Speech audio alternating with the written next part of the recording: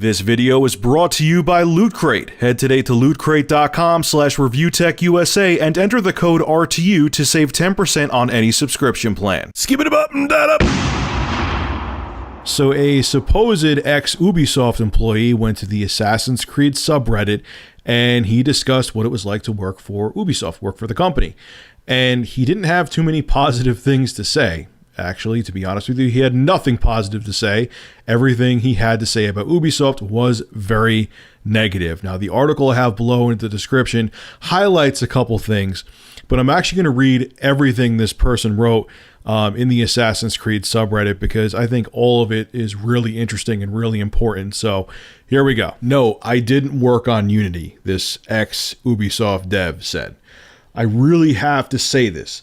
We were struggling under normal load. AAA games are hard to develop, and then instead of 4 odd years between releases, where we worked 50 to 70 hour weeks, anything above 37 hours is unpaid, you decided we should release every year. And not actually possible unless you hire guys for 40K in pounds, that's UK money, for example, but make them work 55-hour work weeks. I've seen guys work for below minimum wage if you take overtime into account, and they're producers.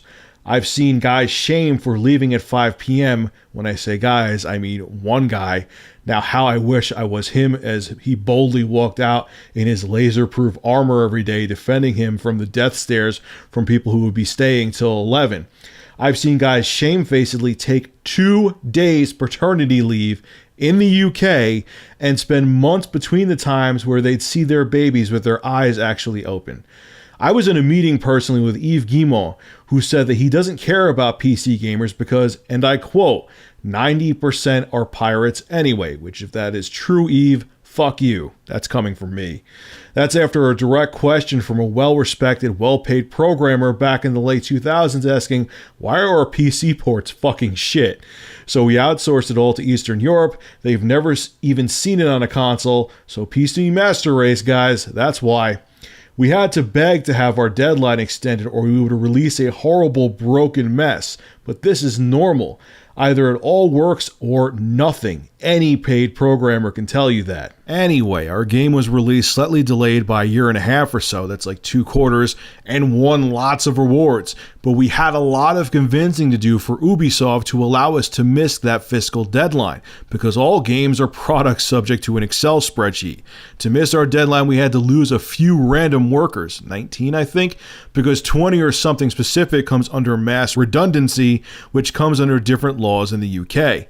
Yes, we can release a shit buggy game or a good one a few months later, but we have to figure out which is better for our fiscal forecast because each game from conception already has a release date and expected revenue for that fiscal period. My beloved Unity Q&A guys, I know, you know every bug appearing online like the back of your hand and you have to read comments like, didn't anyone in QA pick this up? Even though you've been looking for a new job for months because it's so bad.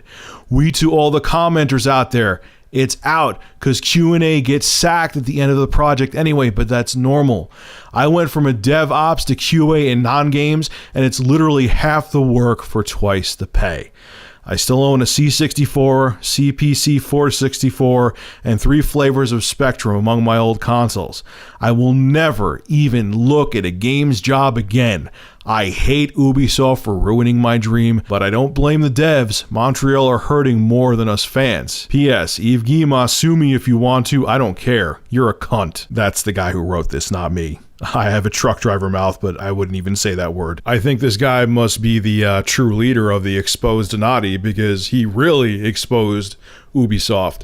Is this guy actually an ex-Ubisoft employee? No one knows. Maybe he's completely full of shit and he was just drunk and felt like typing something in the Assassin's Creed subreddit and he's just some random dude who wanted to troll.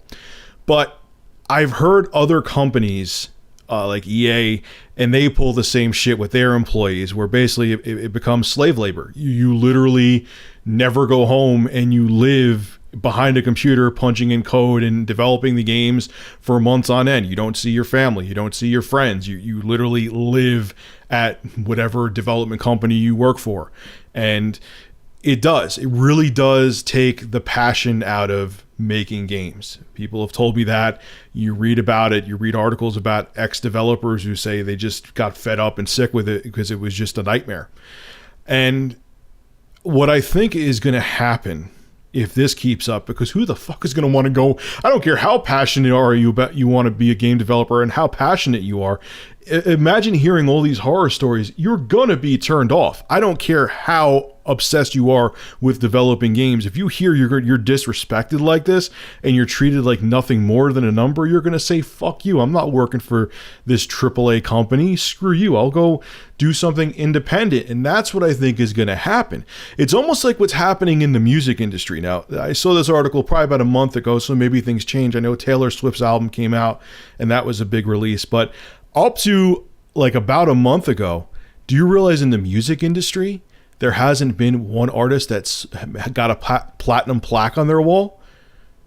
That's the first time ever I believe that's happened. There hasn't been an artist that sold 1 million records yet in 2014. At least, like I said, until Taylor Swift released her album. Maybe that's changed.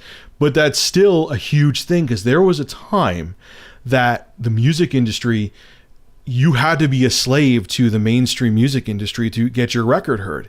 Now those times are changing. You could sit in front of your computer at home, have a decent mic like the one I have the right audio production software. You don't even need to have a keyboard with built-in sounds or a synthesizer or a workstation.